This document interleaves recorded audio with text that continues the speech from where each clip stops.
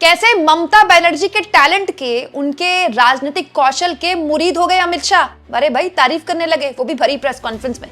दोस्तों कैसे बीजेपी का एक दवाई जो वो लगभग हर राज्य में जिसका इस्तेमाल करती है, उसका खुद का स्वाद उसको चखा दिया ममता बनर्जी ने। बंगाल का चुनाव बड़ा दिलचस्प हो गया। किसी ने कल्पना भी नहीं की होगी कि वो ओवैसी जो बीजेपी को हर राज्य में खूब फायदा पहुंचाते हैं, कुछ सीटें अपनी निकालकर और खुद राजनीतिक सबर में कूदकर हिंदू वोट बैंक को लामबंद करके उस ओवैसी सहित हुमायूं कबीर जैसे शख्स की न केवल ममता बनर्जी हवा निकाल देंगी, बल्कि इस कदर निकालेंगे कि बीजेपी के चाणक्य अमित शाह को भी मानना पड़ा कि ममता बनर्जी का टैलेंट क्या है।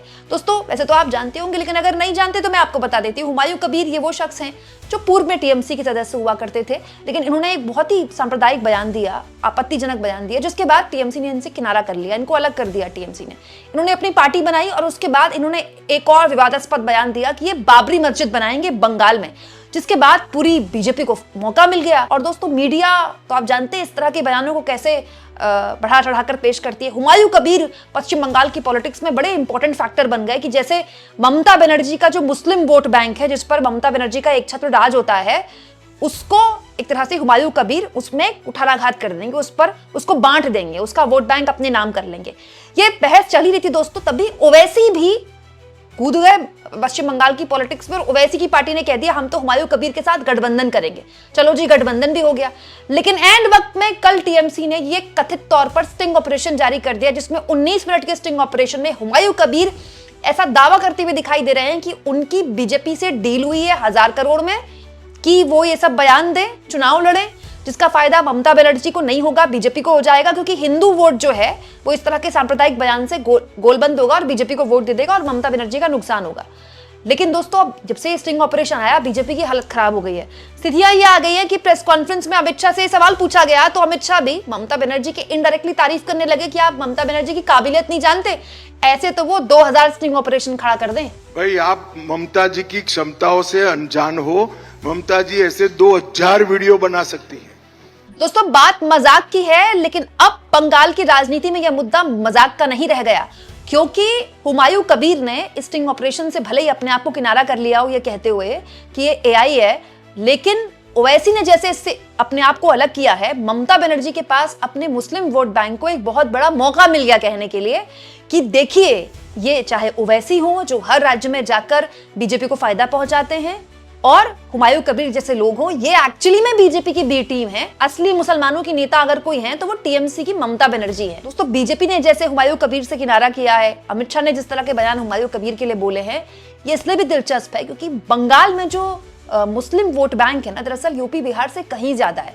दोस्तों मैं आपको बताऊं 294 कुल सीटें हैं बंगाल में, जिसमें 112 सीटों में, सोचिए 112 सीटों में मुस्लिम वोट बैंक बहुत अहम है। हालांकि केवल मुसलमानों के वोट से आप सरकार नहीं बना सकते बंगाल में, लेकिन दोस्तों करीब करीब 89 सीटें ऐसी हैं, 89, जिसमें मुस्लिम वोट बैंक 35 प्लस है, 35% से ज्यादा है या 35% है, जो कि बहुत बड़ी बात है। बीजेपी इन्हीं सीटों पर ध्रुवीकरण करना चाहती थी, लेकिन हुमायूं कबीर का जो ये स्टिंग ऑपरेशन आया ना, और ओवैसी ने जैसे इससे अपने आप को तुरंत किनारा किया, गठबंधन तोड़ दिया, उसने मतलब जो मुस्लिम वोटर रहा है, जो ममता बनर्जी का बड़ा एकदम स्ट्रॉन्ग वोटर रहा है, उसके बीच में ममता बनर्जी एक मैसेज दे रही है कि देखिए ये ए टीम है, ये बी टीम है, अगर कोई प्रमुखता से आपकी आवाज उठा सकता है तो वो केवल टीएमसी उठा सकती है। और दोस्तों ममता बनर्जी की यही एक्चुअली उनकी बहुत सारी स्ट्रॉन्ग होल्ड्स रहे हैं राजनीति में, लेकिन जो उनकी सबसे बड़ी खासियत रही है बंगाल में वो है कि वो शुरुआत ही 20% प्लस से करती हैं। वो 20% प्लस मतलब मुसलमानों का वोट बैंक।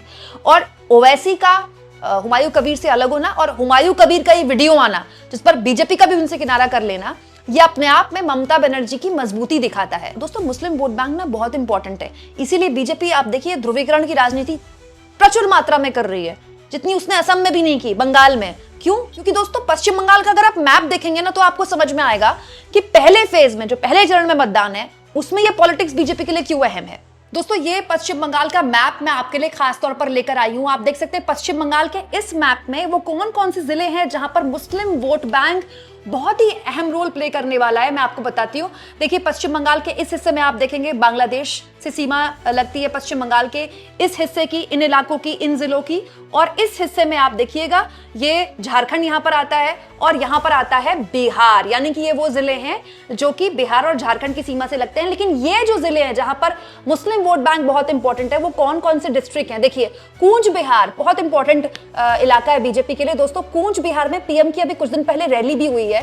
25% के आसपास यहां पर मुस्लिम वोटर बताया जाता है। इसके अलावा अगर आप नीचे आते हैं, खासतौर पर इस इलाके में नॉर्थ दिनाजपुर, इसके लिए आपने बहुत खबरें सुनी होंगी दोस्तों। नॉर्थ दिनाजपुर में करीब 49% बताया जाता है कि मुस्लिम वोटर है यहां पर, और ये ममता बनर्जी का बड़ा स्ट्रांग वोटर रहा है। आप देखिए बिल्कुल सीमा से सटे हुए जिले हैं यहां पर, चाहे आप कूच बिहार के लिए बोले, चाहे नॉर्थ दिनाजपुर के लिए बोले। फिर मैं अगर साउथ दिनाजपुर बात करती हूँ दोस्तों, तो यहां भी करीब 24% मुस्लिम वोट बैंक बताया जाता है। और देखिए कितना करीब है, ये बिल्कुल बंगाल की सीमा से लगा हुआ है। मालदा, इसके बारे में तो आपने बहुत खबरें सुनी होंगी दोस्तों। करीब 51% इस एक जिले से मुस्लिम वोटर आता है, और ये मुस्लिम वोटर ममता बनर्जी का बहुत तगड़ा, आप कह सकते हैं उनकी ताकत रहा है, एक लामबंद तरीके से उनको वोट देता रहा है। लेकिन इससे भी ज्यादा पॉलिटिकली जो चार्ज डिस्ट्रिक्ट रहने वाला है फर्स्ट फेज में, वो है ये मुर्शिदाबाद। दोस्तों ये मुर्शिदाबाद वो इलाका है ममता बनर्जी के लिए, जहां ममता बनर्जी मतलब एक मुश्त सीटें उनको आती हैं। 66% के आसपास यहां पर मुस्लिम वोटर बताया जाता है। आप देखिए कितना बिल्कुल सीमा से लगा हुआ ये इलाका है।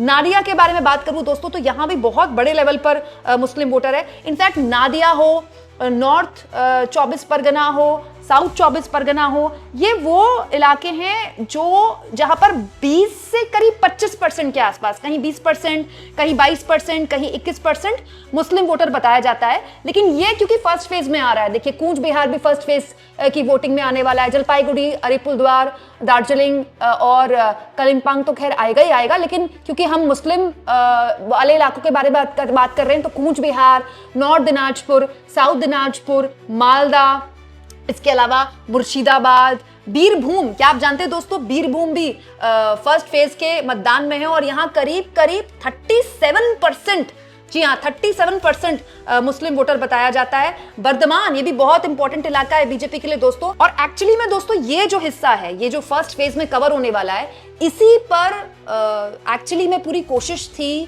हुमायूं कबीर की ममता बनर्जी के वोट बैंक में सेंधमारी करने की।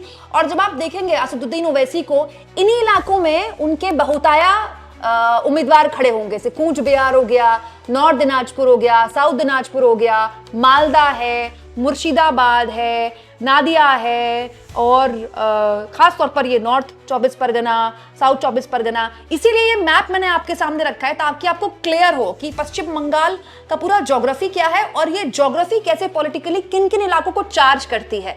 लेकिन इस चार्ज पॉलिटिक्स में जिस तरह से स्टिंग ऑपरेशन ने खेल किया है, यकीन मानिए पूरे चुनाव में इन इलाकों में खासतौर पर स्टिंग ऑपरेशन की खूब चर्चा होगी। दोस्तों इस मैप के जरिए मैंने आपको बताया कि एक्चुअली में बीजेपी के लिए इस तरह की पॉलिटिक्स करना पश्चिम बंगाल में क्यों जरूरी है, हिंदू मुसलमान की पॉलिटिक्स, और इस पॉलिटिक्स से उसको सीधा लाभ भी मिले है। लेकिन दोस्तों पहले चरण के मतदान से पहले हुमायूं कबीर का वीडियो आना, वो वीडियो जो दिसंबर 2025 में शूट किया गया है, वो जारी होता है अप्रैल में, और उसके बाद ओवैसी का उससे अपने आप को अलग कर लेना, बीजेपी का इसमें स्ट्रॉन्ग स्टैंड दिखाना, ये बताता है कि कम से कम हुमायूं कबीर नाम का जो बुलबुला है, जो चुनाव से पहले मीडिया द्वारा उड़ाया गया, उसकी हवा तो कम से कम ममता बनर्जी ने निकाली दी है। आप इस मुद्दे को किस तरह से लेते हैं दोस्तों, कमेंट बॉक्स में जरूर लिखें।